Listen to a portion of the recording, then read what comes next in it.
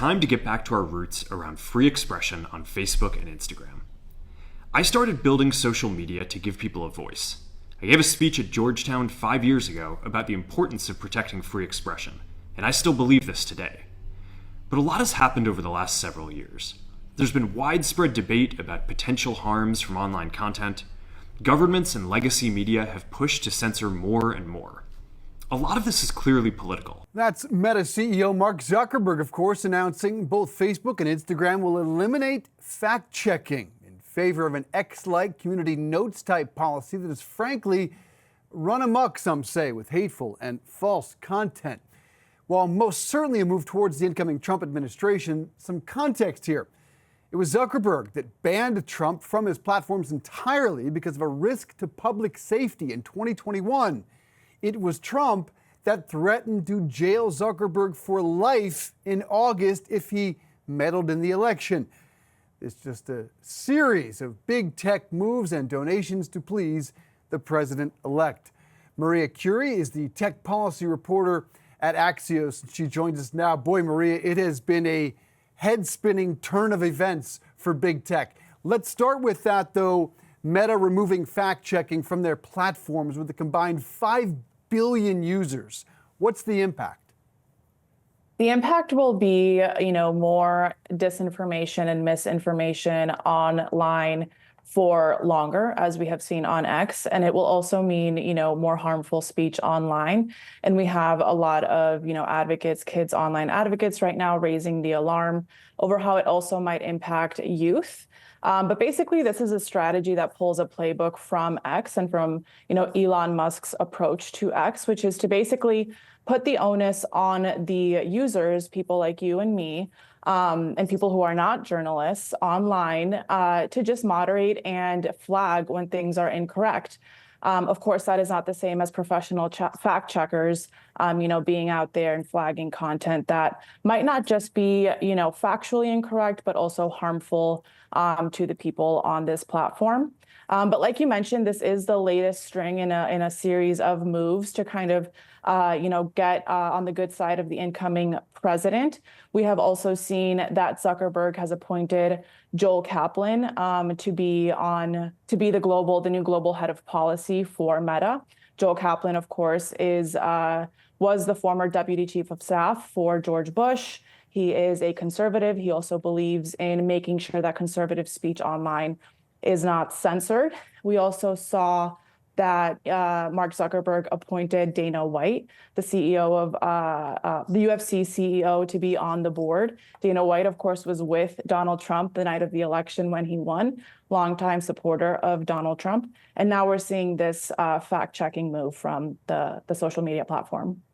And Meta donated $1 million to the Trump inauguration. And this is, I think a lot of people say, oh, yeah, big tech always lobbies Washington. They always give. No, they don't. This is actually unprecedented. We've never seen these big tech companies give like this or at all to inaugurations. And that is what makes this unusual. Presumably, this is to impact their bottom line. We know what Zuckerberg said in that speech. Why do you think he is making all these changes? Listen, Donald Trump has already made a statement with some of the people that he has, picked to lead some big regulatory agencies that will have a lot of say over these tech companies, whether it's Brendan Carr at the FCC, who has gone after big tech for censorship, has come out and said that their tech liability shield should be removed, or Andrew Ferguson at the Federal Trade Commission, who has also, said that he wants to go after big tech. I think, gaining favor with the incoming administration could definitely benefit their bottom line. And I think, you have people like Elon Musk who have really cozied up to Trump, and it has worked in their favor. The Department of Government Efficiency was Musk's baby, and it's definitely going to have a lot of influence on Capitol Hill, in the incoming administration. And so they may see that it's actually working.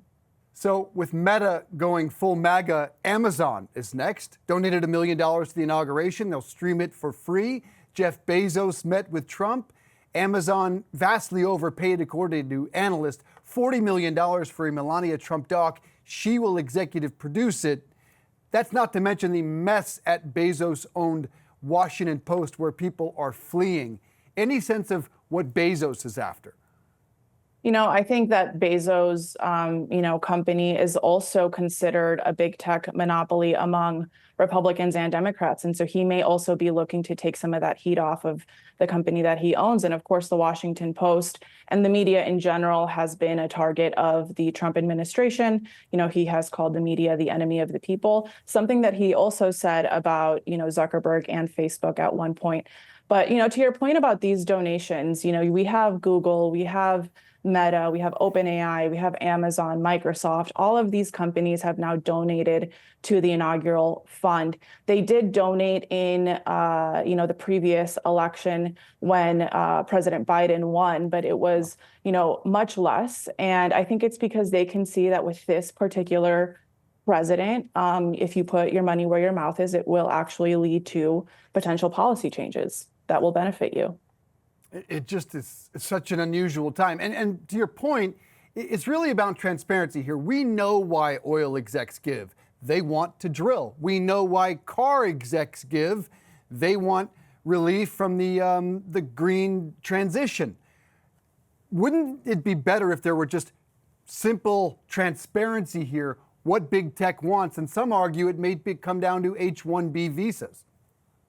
Definitely. I mean, I think high-skilled immigration is a top priority for a lot of these tech companies and for, Republicans and Democrats on the Hill. This is an issue that in the past, has kind of gotten caught up in the broader debate over immigration and immigrants that are undocumented, but we may see a special focus in this administration on high-skilled immigration, especially as once again, we see the influence of Elon Musk, an immigrant himself, who, made it in the tech world and, providing that example that might repaint this debate in a way that makes it more appealing to the broader public and voters. All right, really something to watch. Also, so is Friday, a massive day for arguably the most popular app on the planet right now. TikTok, an estimated 170 million Americans use it.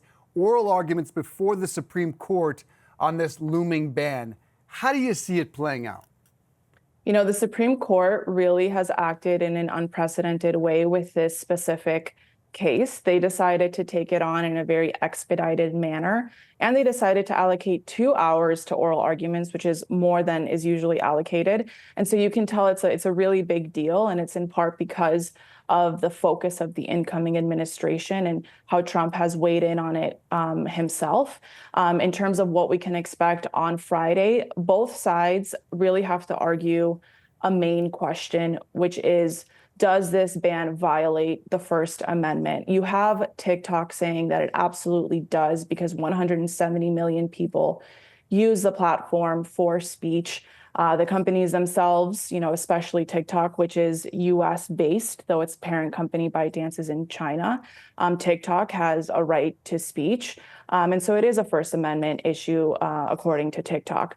For the Department of Justice and the government, they're saying this is really a national security concern. It is not freedom of speech to infringe on the data privacy rights of Americans. And, this app basically gives China access to the sensitive personal information of Americans on the app. And on the other hand, China also has the ability to do these covert influence campaigns on the application, according to the Department of Justice. And so they're really wanting to make sure that the Supreme Court is not viewing this as a First Amendment issue, because that is a constitutionally protected right that is much harder to get rid of, even on national security grounds. So we've got Shark Tank investor Kevin O'Leary. He's joined up with billionaire, former Dodgers owner Frank McCourt in their attempt to buy the app, the people's bid, they call it. How do you see this playing out? What's the most likely outcome? So we're seeing that they have officially, come out with their bid. And we see that, it really is going to be in large part dependent on what the incoming administration also wants to do. So, President-elect Trump is asking the Supreme Court, along with TikTok and ByteDance, to put a pause on this ban, which is set to take effect on January 19th. And Trump says that he wants this pause so that he can negotiate a new deal. We'll see if, the Project Liberty proposal is one that Trump is amenable to. But, we know so far that Trump does not want a deal that favors, big tech companies, at least based on his latest statements. That's what we can say. We don't know if that position will change. But, this is somebody who has his own media company, Truth Social, who is very sensitive to this idea of censoring speech online and conservative speech. And we saw that throughout his lawyers' comments to the Supreme Court saying, we really have to protect the free speech of these Americans. And so we will see how Donald Trump's influence over this plays out. Boy, all eyes on the tech world at this moment. Maria Curie from Axios, thanks so much. Appreciate that. Coming up, why chip giant Nvidia in one day lost more money than the entire market cap of McDonald's. Stay with us. Welcome back to Big Business This Week. I'm Dave Briggs from Cheddar Studios. Chip giant Nvidia led the AI revolution in 2024, and the markets were along for the ride, seemingly to the moon. The company's stock hit an all-time high as it nearly eclipsed Apple as the world's most valuable company. Their rockstar CEO Jensen Huang then gave a speech to kick off the world's biggest consumer tech conference, CES, and thrilled the crowd, albeit the wrong crowd. Will Knight is a senior writer at Wired, and he joins us now from Cambridge, Mass. Will, good to see you. I say the wrong crowd, of course, because investors were not impressed. $227 billion was trimmed off Nvidia's market cap. For context, that's more than Amex, IBM, Morgan Stanley, McDonald's. Why? Well, I think the broader context is there's a lot more going on than the stuff that Nvidia showed off. So I think you have to kind of consider the sort of broader geopolitical picture here. They've been hit by or they've been affected by these chip sanctions directed at China. So that's been a real issue for them. And, there's a lot of uncertainty about what might happen under the next administration, I think. I think also there is increasing uncertainty about how much of an AI bubble we are in, I guess. And Nvidia, as you say, has ridden this amazing trajectory like nobody else. But it also makes it quite vulnerable to, if that is a real bubble, if it starts to pop or deflate. Back now to the Jensen Huang speech at CES. The right crowd, the one there, was thrilled by it. Analysts were actually awfully impressed by some of the things that Huang unveiled in some of the news. What did you think of the substance of the speech? Well, I think that it was they're right to be impressed and to be encouraged, because Nvidia has a great track record, and this is one of the reasons its stock is riding so high, of riding this AI boom and other technological advances very smartly. And so Jensen introduced a lot of different things with an eye on that, and they're looking beyond just the growth of these large language models, which drive things like ChatGPT, to things like robotics, increasing autonomy in cars, and other areas, which I think do have the potential to be sort of big growth areas. What is Cosmos, and in practical terms, how might we see it play out? So Cosmos is this foundation model. So just as you have a large language model, this is a foundation model for the physical world, as Nvidia puts it. So it's just the beginnings here. I think it's important to stress. But the idea is that if you have a model that can learn about the physical world, can learn to understand what's going on in that world, can learn to act in that world, then you could potentially unlock an enormous amount of new capabilities in robotics, self-driving cars. And the world of robotics automation, although it's a big industry, it's still those machines are very dumb, and they're not able to sort of adapt and do things that are very smart. Right now, there's a huge excitement in the research world that it may be possible to replicate the kind of ChatGPT type of technology in these physical machines. You mentioned autonomous cars. What is Nvidia's role in that industry? And there was this deal mentioned in reference to Toyota. Tell us about that. Right. So Nvidia has a long history of supplying all sorts of technology to automakers, but it's increasingly keen to get into the providing the chips and other technology for autonomous driving. And as you say, they're doing a big deal with Toyota, which is obviously a huge, a leading automaker that has been doing some very interesting stuff in self-driving vehicles. So that kind of tie-in is going to help Nvidia and also help Toyota develop the sort of technology that will make cars more autonomous. I think Toyota's vision is less for full autonomy immediately and more for much more advanced self-driving assistance systems. And I think that's primarily what Nvidia will be helping with to begin with. And finally, most of the things that Jensen talks about and Nvidia's into, we can't really wrap our minds around or see. But when he talks about this supercomputer, this $3,000 supercomputer, it's finally that thing that consumers can say, now I get it. How significant an advancement might this be? So I think that it's a significant thing. I think it's a kind of sign, an indication of the amount of interest and excitement there is at a grassroots level around AI. And that's one important thing to remember when we're thinking about hype. With the release of open source models, and NVIDIA is releasing some itself, we have an enormous number of developers who are trying to build, modify, replicate these AI systems. And that has been a really, really important growth area. And we're seeing a lot of companies have an interest in that. What this is a sign of is that lots of people want to build those systems and they want to build those models, and you can't run them on regular PCs.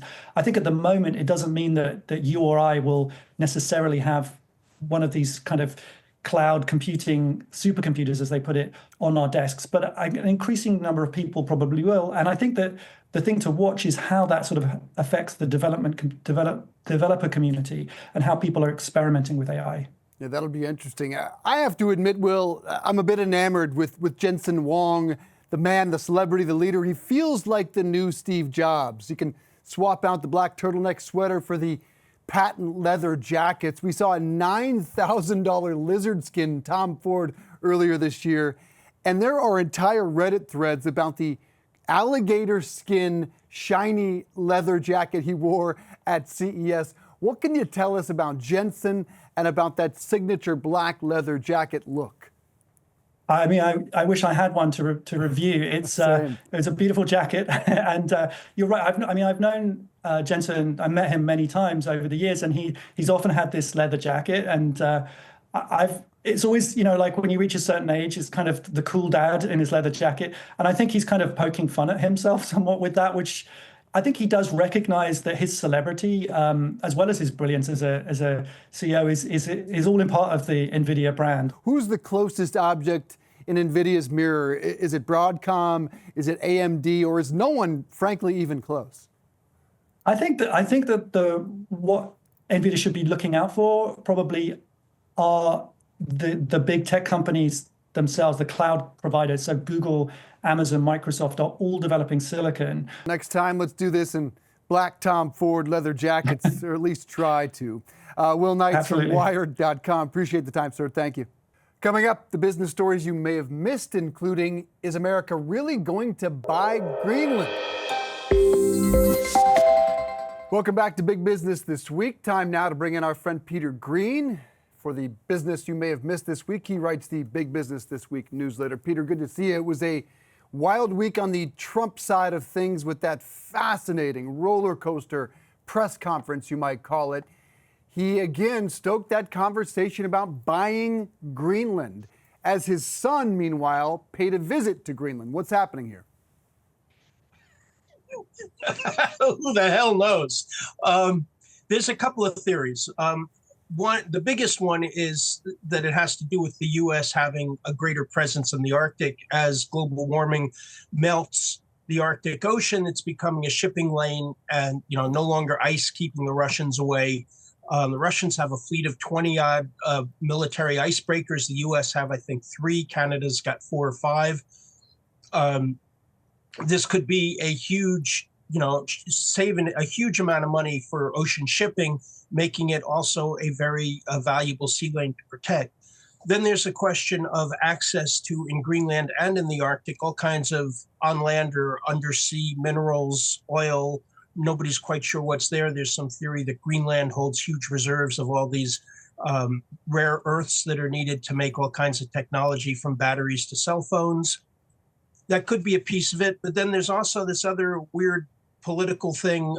Peter Thiel, who one of the PayPal founders, the Palantir founder, who's a big backer of Trump, is involved with a group called Praxis Nation, and they want to build a future city for tech bros in Greenland, where they can do everything they want. And they apparently, one of them went to Greenland last summer by himself, a guy named Dryden Brown. And he's been tweeting about this and writing about this to ask the Greenland Parliament if they would sell themselves to him. He says the only stumbling block is the $500 million a year that Greenland gets from its parent country, Denmark. I don't know what's going on, but Trump is threatening that if Greenland isn't ceded to the U.S. or allowed to join as the 51st state or something, he's going to put tariffs on Denmark. So what does Denmark make? Well, they sell us about $700 billion a year worth of goods and stuff, $700 million a year worth of goods and stuff, including Lego and Wegovy and Ozempic. Those things get higher prices. That's going to be a lot of fat, angry voters out there. And we sell them a lot of airplane parts and other things worth about $500 million a year. Fascinating time. Chaos is back on a global stage. He's also talking about seizing the Panama Canal. Why? Don't know. When Trump was first president, China moved into Panama in a kind of big way, taking over the operation of one of the ports. He didn't say a word about it, didn't raise the issue at all. The port is still controlled, the canal is still controlled by the Panama Canal Authority. The U.S. only ever had a lease on it, which we yielded when the lease was up. I believe we have some seats on the authority board, and everybody's charged the same rate for shipping through the canal. Not only that, but under the terms of the canal, Russia is actually barred from using the canal for international shipping. So I'm not really clear what he would get out of it. And the U.S. pays the same rates everyone else does, which is you pay by as big as the canal is. The other downside to that is that China has been talking on and off for decades about digging a new canal, a much wider canal through Nicaragua.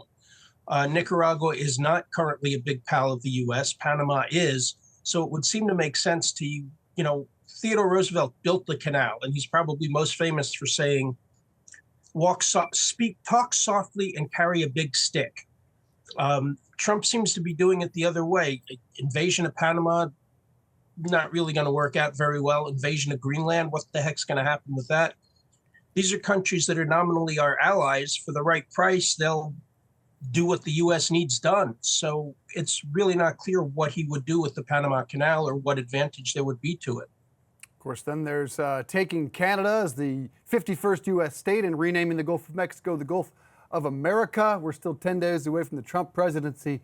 Buckle up, my friend. That's going to do it for us this week. Make sure you go to cheddar.com/BBTW to sign up for our weekly newsletter for all the latest business news you need to know.